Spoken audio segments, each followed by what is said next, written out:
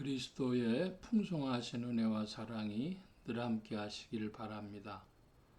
오늘 이 아침에는 예레미야 27장 12절로 22절까지의 말씀을 잠시 살펴보려고 합니다. 쭉 한번 오늘 본문 말씀을 읽어보겠습니다. 12절 내가 이 모든 말씀대로 유다의 왕 시드기야에게 전하여 이르되 왕과 백성은 바벨론 왕의 멍에를 목에 메고 그와 그의 백성을 섬기소서. 그리하면 사실이라. 어찌하여 당신과 당신 백성이 여호와께서 바벨론 왕을 섬기지 아니하는 나라에 대하여 하신 말씀과 같이 칼과 기근과 전염병에 죽으려 하나이까. 그러므로 당신들은 바벨론의 왕을 섬기게 되지 아니하리라 하는 선지자들의 말을 듣지 마소서. 그들은 거짓을 예언함이니이다. 이는 여호와의 말씀이니라. 내가 그들을 보내지 아니하였거늘 그들이 내 이름으로 거짓을 예언하니 내가 너희를 몰아내리니 너희와 너희에게 예언하는 선지자들이 멸망하리라. 내가 또 제사장들과 그 모든 백성에게 전하여 이르되 여호와께서 이같이 말씀하시기를 보라, 여호와의 성전의 기구를 이제 바벨론에서 속히 돌려오리라고 너희에게 예언하는 선지자들의 말을 듣지 말라. 이는 그들이 거짓을 예언함이니라 하셨나니 너희는 그들의 말을 듣지 말고 바벨론의 왕을 섬기라. 그리하면 살리라. 어찌하여 이 성을 황무하게 되게 하려느냐. 만일 그들이 선지자이고 여호와의 말씀을 가지고 있다면 그들이 여호와의 성전에와 유다의 왕의 궁전에와 예루살렘에 남아있는 기구를 바벨론으로 옮겨가지 못하도록 만군의 여호와께 구하여야 할 것이니라. 만군의 여호와께서 기둥들과 큰 대야와 받침들과 이 성에 남아있는 기구에 대하여 이같이 말씀하시나니 이것은 바벨론의 왕 느부갓네살이 유다의 왕 여호야김의 아들 여고니아와 유다와 예루살렘 모든 귀인을 예루살렘에서 바벨론으로 사로잡아 옮길 때에 가져가지 아니하였던 것이라. 만군의 여호와 이스라엘의 하나님께서 여호와의 성전과 유다 왕의 성전과 예루살렘에 남아있는 그 기구에 대하여 이와 같이 말씀하셨느니라. 그것들이 바벨론으로 옮겨지고 내가 이것을 돌보는 날까지 거기 있을 것이니라. 그 후에 내가 그것을 올려와 이곳에 그것들을 되돌려 두리라. 여호와의 말씀이니라. 예레미야 27장 12절로 22절까지의 말씀을 읽어보았는데요. 주제는 어제와 같은 것입니다. 죄송합니다.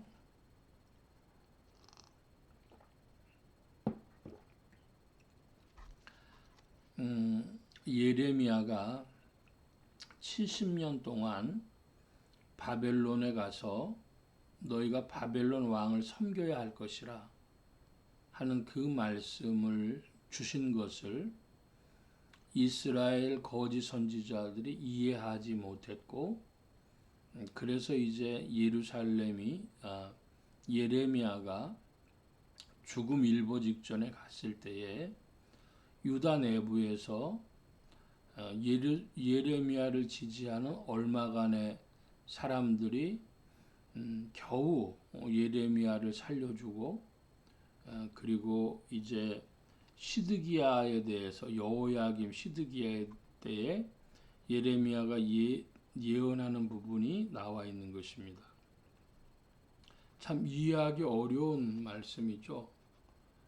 이방인, 그것도 매우 잔혹하고 폭력적인 바벨론 제국의 언약의 백성인 이스라엘 사람들이 포로로 잡혀가고 하나님의 성전의 기구들까지 다 바벨론으로 옮겨가게 된다. 그리고 그 70년 동안 바벨론 왕과 그 백성들을 섬기며 살아야 될 것이다. 이거 도대체 참 이해하기 어려운 말씀입니다. 하나님의 역사 경륜 가운데 이루어지는 것이라 하는 말씀을 드렸는데 조금 더 살펴볼 필요가 있겠습니다. 그러면 왜 이런 일이 일어났을까? 우리가 추론해 볼 수 있는데 그것은 매우 분명합니다. 이런 사태가 벌어진 것은 언약 백성인 이스라엘 사람들이 유대인들이 언약 백성답게 행하지 못했고 하나님과 마음으로 교제한 것이 아니라 행위로만 율법의 정신을 따라 섬긴 것이 아니라 율법의 겉에 행위로만 하는 척했던 것입니다. 하나님을 섬기려고 하는 척만 했던 것입니다. 그것 때문에 벌어진 일이죠. 그러므로 한마디로 이것은 하나님의 징계라고 할 수 있습니다. 바벨론에 가서 바벨론 왕과 그 백성들을 섬겨라. 이것은 하나님의 징계입니다. 그러면 징계는 어떤 것이냐? 히브리서의 말씀대로 사랑하는 자식마다 징계한다 하신 것과 같이 하나님이 이스라엘 백성들에 대한 사랑을 멈추지 아니하시고 그들을 교훈해서 바른 자리로 돌아오도록 이끄시는 하나님의 교육법이 되는 것입니다. 그런 수치스러운 자리, 그런 자리를 가지 아니하도록 교훈을 삼아라 하는 건데 민족적인 교훈을 주시려고 70년 동안이나 그런 쓴물들이 빠져나가도록 이끄신 겁니다. 하나님은 몇 번 동안 그런 작업들을 하시는데요. 야곱의 자손들이 애굽에 가서 430년 동안이나 이제 그 인구가 불어나도록 하나의 세력이 형성되어지도록 애굽에서 이집트에서 시간을 갖습니다. 그리고 또 출애굽을 해서 금방 젖과 꿀이 흐르는 땅으로 가지 않고 광야에서 가나안 땅으로 가지 않고 광야에서 40년의 시간을 보내죠. 그런데 이제 하나님의 언약을 바로 지키지 못했던 이스라엘과 유다, 이스라엘이 먼저 멸망했으니까 이제 남은 유다가 바벨론으로 가서 70년 동안 징계를 받도록 하나님이 이끄시는 것입니다. 사람들한테는 이 시간표라고 하는 것이 잘 이해가 안 될 수가 있어요. 하나님은 이 경륜 가운데, 역사 경륜 가운데 그렇게 펼치시는 것이고, 그 이유는 유다가 하나님 앞에 징계받는, 교육받는 시간인 것이고, 하나님은 이것을 뭐라고까지 말씀하셨냐? 이렇게 징계받게 된 것은 그들의 허물, 그들의 잘못 때문인데, 말라기에 보면 하나님께서 차라리 성전문을 닫아달라고, 누가 성전문 닫아둘 자가 없겠느냐? 이런 말씀을 하시죠. 자, 여기까지 말씀을 보고 이제 오늘 우리의 신앙, 우리의 삶의 자리와 함께 살펴보겠습니다. 요즘 비대면 예배를 드리는 것을 가지고 믿음이 좋은 보수적인 목사님들은 우리는 그럴 수 없다. 우리는 예배가 생명과도 같기 때문에 예배 드리려고 모여야 되겠다. 자, 이런 말씀을 합니다. 그러면 우리가 이 부분에서 바로 이 예레미야를 통해서 교훈 얻는 바를 가지고 적용한다면, 첫째로 왜 한국교회에 이런 일이 찾아왔는가? 한국교회에 이런 일이 찾아온 이유는 한국교회의 허물 때문이다.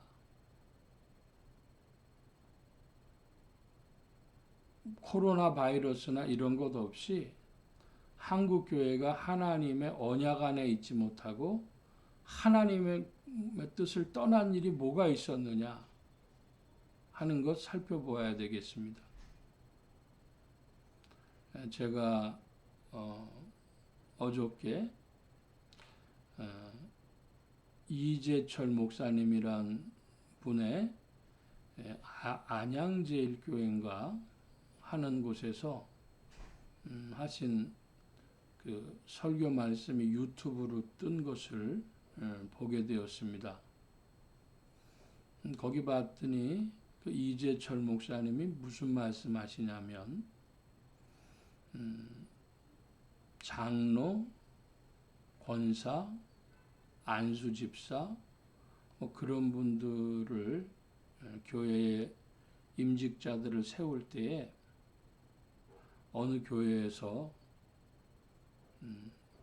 5천만 원, 무슨 2천만 원, 1,000만 원 뭐 이런 식으로 헌금을 해라. 돈이 없다는 사람들이 있으니까 은행을 연결해서 대출받게 해주겠다. 이게 무슨 일이냐? 교회를 섬기고 헌신할 이들이라면 그런 이들을 오히려 고맙다고 기념품이라도 주고 해야 될 일인데 이게 무슨 일인가? 교회를 무슨 계급으로 알았기 때문에 이런 일이 있다. 이런 말씀에 설교를 하는 것 같았습니다. 맞는 말씀이죠. 근데 한국 교회에 관행하고는 전혀 정반대되는 일입니다. 그것만 허물이겠습니까? 교회 내에 이성 문제, 성추행 문제, 또 무슨 재정적인 비리 문제, 또 혹은 제자 훈련한다고 했는데 예수님의 제자가 아니라 그 목회자의 제자가 되는 겁니다. 아주 낯설고 상식 밖에 그런 제자 훈련을 해서 세상 사람들의 지탄받는 그런 일들도 있지 않았습니까? 긴 얘기하기 어렵죠. 그런 윤리적인 허물뿐 아니라 또 교리적인 문제가 있는데 아마 이것은 양쪽이 상호간에 연결되어져 있는 거라고 저는 봅니다. 이런 윤리적인 문제들이 파생하는 이유는 그 뿌리에 두 가지가 있는데 하나는 율법 신앙, 복음 신앙이 아니라 무엇을 지켜 해야 된다고 하는 율법 신앙이 복음 신앙보다 선행하는 겁니다. 복음 신앙이 없는 게 아니라 율법 신앙이 복음 신앙보다 앞서가면서 심리적으로 내재적으로 앞서가면서 복음 신앙이라고 착각하는 겁니다. 율법 신앙이 복음 신앙보다 앞서가는 것은 축복과 저주의 문제, 복 받는 문제가 더 클 때 그런 현상이 발생합니다. 또 하나 종말론인데요. 7년 대환란. 그래서 이제 예수님 곧 오신다. 그렇게 이해하는 거죠. 근본주의 신앙의 한 형태입니다. 초대교회에도 이 종말론적인 문제가 있었는데요. 7년 대환란이 없다고 주장하는 것이 천년왕국이 없고 7년 대환란이 없다고 주장하는 것이 무천년설입니다. 어거스틴 같은 그런 이들의 관점이 그러했습니다. 주님은 오늘이라도 오신다. 그런데 주님의 재림은 그것이 10년 후가 될지 50년 후가 될지 100년 후가 될지 알지 못한다. 그런 관점입니다. 저는 주님의 재림이 오늘이라도 있을 수 있고 100년 후, 200년 후일 수 있다고도 믿는 무천년설에 가까운 입장입니다.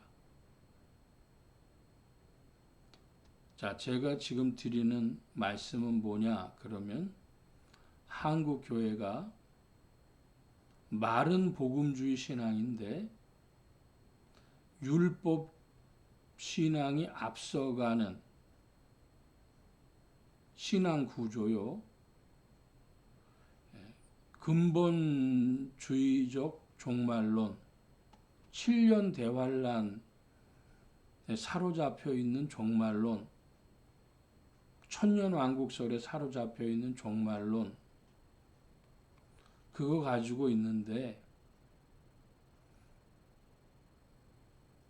대면 예배만 드린다고 해서 그게 신앙 되겠습니까? 저는 하나님의 징계, 하나님의 책망으로 봅니다.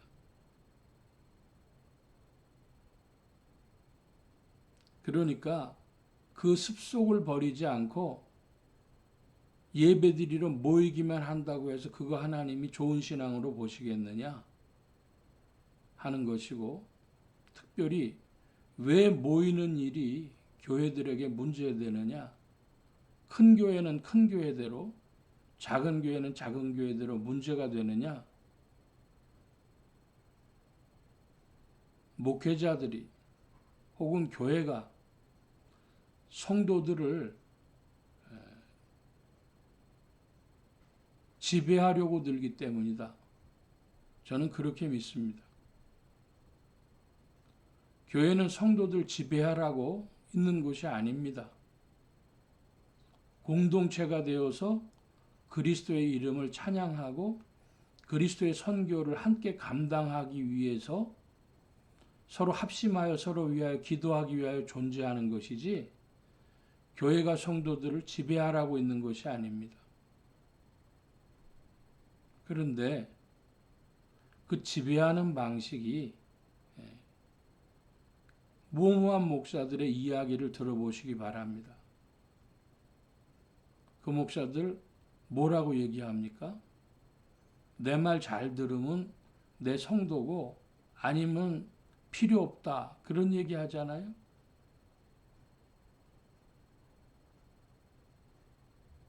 바로 그 교인들을 지배하려고 하는 그 월권적인 생각을 목회자들이 가지고 있는 행태가 현재의 한국 교회의 일반적인 모습이기 때문에 저는 하나님께서 이때에 예배 모이지 말라고 징계 일환으로 말씀하시는 것으로 믿습니다. 한국 교회가 율법주의 신앙에서 벗어나고 근본주의적 종말론에서 벗어나고 그래서 여러 가지 윤리적인 문제들이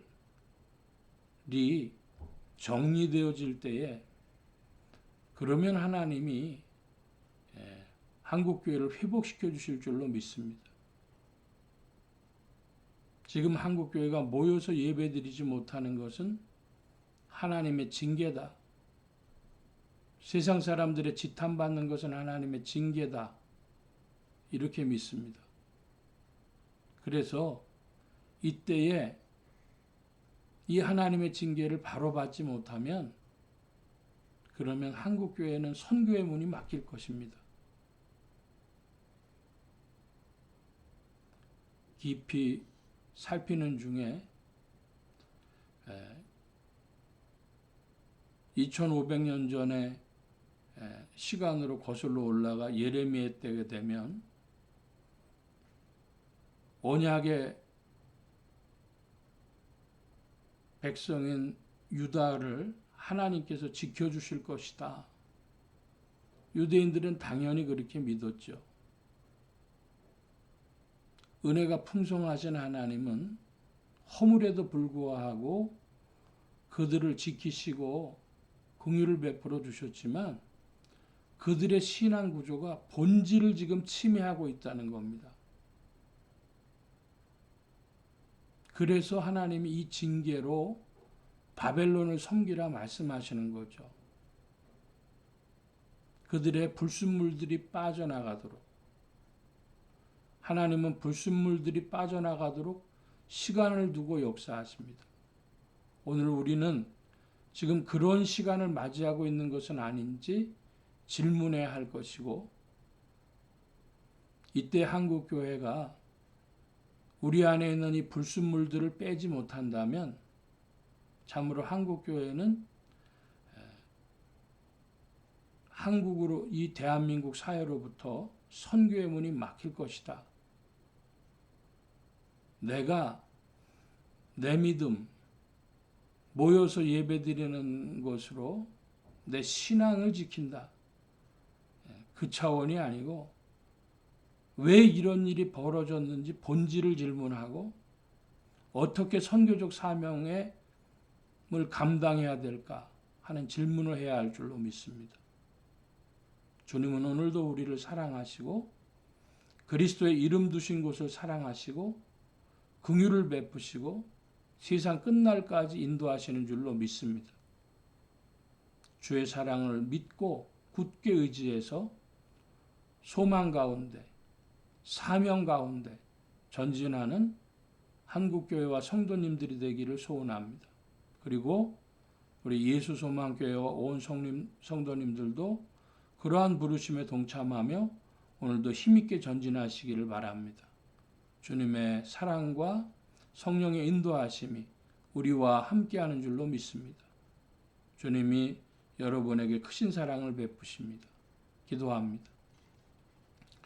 만복의 근원 되신 하나님 함께하여 주셔서 인생 가운데 역사하시는 주님의 뜻을 늘 묵상하며 질문하게 하시고 성령께서 빛을 비춰주시는 대로 주와 함께 전진하며 주님의 뜻을 받들어 섬기는 이들이 되어지도록 역사하시고 인도하여 주옵소서.